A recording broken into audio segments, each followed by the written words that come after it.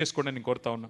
మరి నీళ్లు, నిధులు, నియామకాలు ఈ శీర్షికన మన పోరాటం ఏదైతే జరిగిందో దాన్ని ఆలంబనగా చేసుకునే మన పాలన సాగింది. నీళ్లు, ప్రతి నీటి బొట్టును వడిసిపట్టి బీళ్లుగా ఉన్న తెలంగాణ పొలాలకు మళ్ళిచ్చింది కేసీఆర్. ఇంటింటికి నల్లాలు పెట్టి ఆ నీటి చుక్కలో మరి మా ఆడబిడ్డల కన్నీళ్లు తుడిచింది కేసీఆర్. అట్లాగే నిధుల విషయంలో మన ప్రాంతంలో ఉత్పత్తి అయ్యే సంపద ఇక్కడే ఖర్చు అవుతుంది అని చెప్పి ఆనాడు నినదించి ఉద్యమం చేసి అల్టిమేట్గా రాష్ట్రం సిద్ధించిన తర్వాత తలసరి ఆదాయంలో కర్ణాటకను, గుజరాత్ను, మహారాష్ట్రను అన్నిటినీ తలదాన్ని అగ్రభాగాన భారతదేశంలో నెంబర్ 1 స్టేట్ తలసరి ఆదాయంలో చేసింది కేసీఆర్. అట్లాగే నియామకాల విషయానికి వస్తే ఇవాళ మాట్లాడుతున్న అర్భకులకు నేను చెప్పదలుచుకున్నా, 10 ఏళ్లలో 1,65,000 ఉద్యోగాల భర్తీతో పాటు 2.32 లక్షల ఉద్యోగాల భర్తీకి రంగం సిద్ధం చేసిండు కేసీఆర్. భారతదేశంలో ఎక్కడ ఇంత పెద్ద ఎత్తున మరి ఆనాడు నియామకాలు జరగలేదు.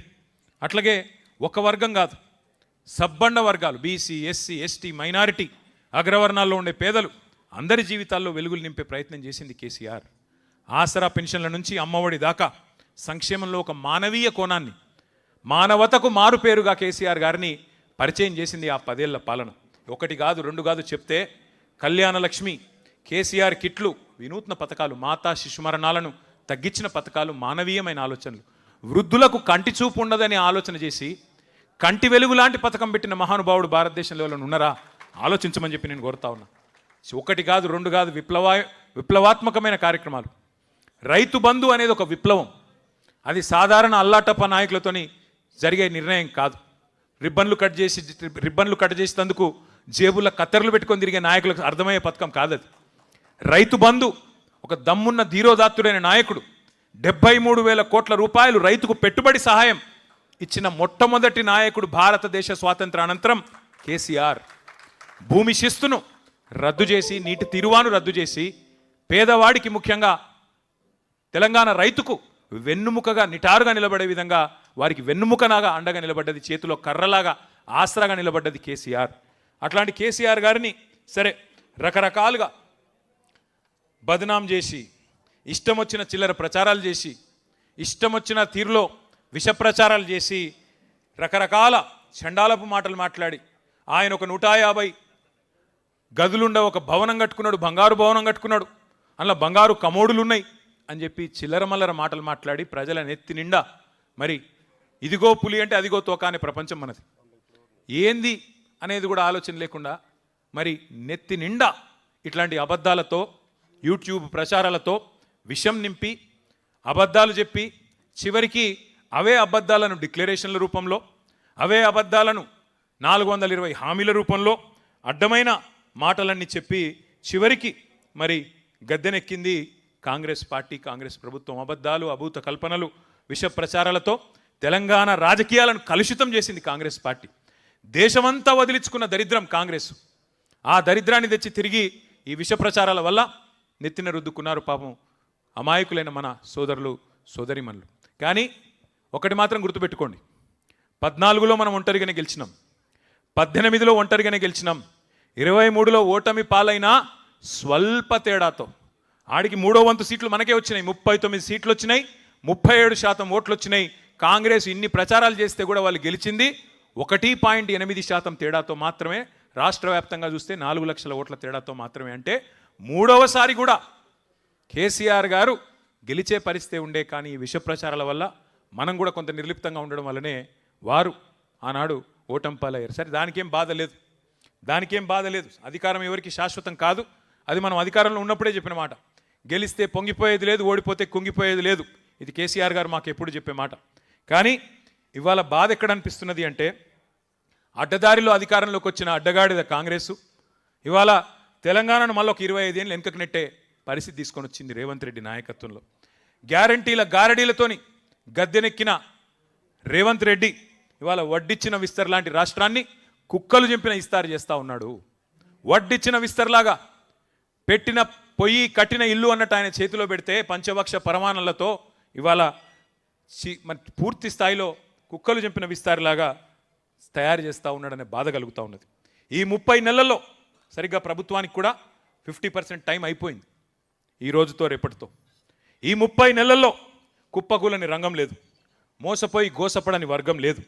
సంతోషంగా సాగిన వ్యవసాయం ఇవాళ సంక్షోభంలో కూరుకొని పోయింది. రైతు బంధు లేదు, ఎరువులు ఇచ్చేటోడు లేడు, కనీసం పలకరించేటోడు లేడు. ఆరుగాలం కష్టపడి పండించిన రైతు ఇవాళ 60 రోజులు పడిగాపులు గాయాల్సిన పరిస్థితి వస్తున్నదా ధాన్యం అమ్ముకోవడానికి?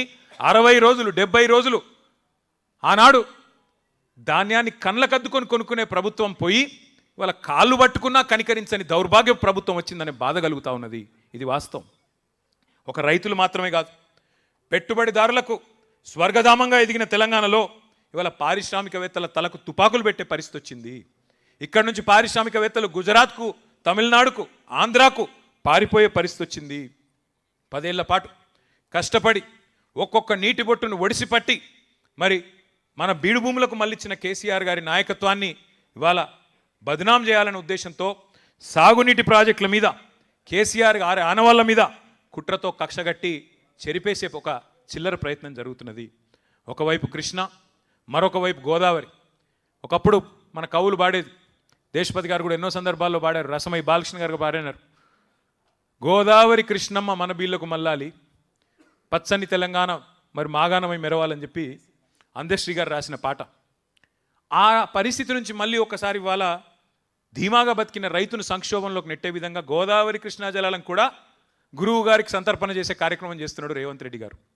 గురువు గారికి గురుదక్షిణగా ఇచ్చుకునే ఒక దౌర్భాగ్య పరిస్థితి తీసుకొచ్చినాడు తెలంగాణ రాష్ట్రం వచ్చిన తర్వాత. కానీ నేను ఇందాక చెప్పినట్టు 50% టైం అయిపోయింది ఈ దరిద్రానికి. ఇంకా మిగిలింది కేవలం 18 నెలలు మాత్రమే. చివరి సంవత్సరం రేవంత్ రెడ్డిని కూర్చున్న కుక్క కూడా లేవదు, ఆయనకు కూర్చున్న కుక్క కూడా లేసి సల్యూట్ కొట్టది. మిగిలింది 18 నెలలే. అందుకే ఇవాళ బాధపడుతున్నారు తెలంగాణ రైతన్నలు. అన్న వస్త్రానికి పోతే ఉన్న వస్త్రం పోయినట్టు అయింది, ఇది ఎక్కడ దరిద్రం అని చెప్పి బాధపడే పరిస్థితి వచ్చింది. 70 లక్షల మంది తెలంగాణ రైతన్నల నోట ఇవాళ ఒకటే మాట వినబడుతున్నది. 4 సార్లు రైతు బంధును ఎగ్గొట్టిన నయవంచకుడు రేవంత్ రెడ్డి, యూరియా కూడా ఇవ్వని చేతగాని అసమర్థ ముఖ్యమంత్రి రేవంత్ రెడ్డి, పంటను కొనలేని సన్నాసి రేవంత్ రెడ్డి. ఇది నేను చాలా పొలైట్గా మాట్లాడుతున్నా, మళ్ళా ఈయన అహంకారం గిహంకారం అని మాట్లాడతారు.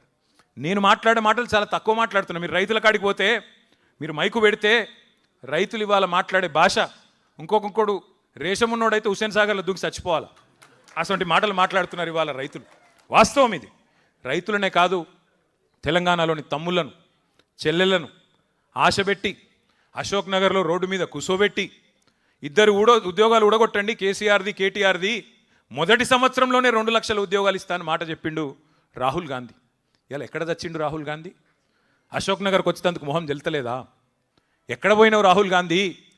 మొదటి సంవత్సరంలో 2 లక్షల ఉద్యోగాలు ఇస్తానన్న సన్నాసి రాహుల్ గాంధీ 2.5 ఏళ్ళైంది, ఇప్పటివరకు 4,000 ఉద్యోగాలు కూడా నీ ప్రభుత్వం ఇవ్వలేదు కదా. వస్తావా అశోక్ నగర్కు? సెక్యూరిటీ లేకుండా వచ్చే దమ్మున్నదా అశోక్ నగర్ చౌరస్తాకు? చిక్కడపల్లి లైబ్రరీకి వస్తావా రేవంత్ రెడ్డి? ఇప్పుడు ఎట్లయిపోయిందంటే చిక్కడపల్లి లైబ్రరీకి వస్తలేడు రేవంత్ రెడ్డి, చిక్కడు దొరకడన్నట్టు తప్పించుకొని తిరుగుతూ ఉన్నాడు సందులలో వాడి. సెక్యూరిటీ లేకుండా బయటికి వచ్చే పరిస్థితి కూడా కాంగ్రెస్ మంత్రులకు కానీ ఇవాళ ఆ నాయకులకు కానీ లేదు. వాస్తవం ఏంది అంటే ఇవాళ మొత్తం తెలంగాణనే ఒక ధర్నా చౌక్ అయిపోయినట్టుగా కనబడతా ఉన్నది. తెలంగాణ మొత్తం ఇవాళ ఒక సంక్షోభంలో కూరుకుపోయినట్టుగా కనబడుతున్నది. పంటలు కొనండి మహాప్రభో అని కాళ్ళు పట్టుకుంటున్న అన్నదాతల ఆక్రందనలు ఒకవైపు, జాబ్ క్యాలెండర్ ఏమైంది అని పోరాటం చేస్తున్న నిరుద్యోగ యువత నిరసనలు మరొక వైపు, ఉద్యోగులకు వెన్నుపోటు. 6 నెలలనే పీఆర్సీ అన్నాడు, 2.5 ఏళ్ళు అయింది కదా.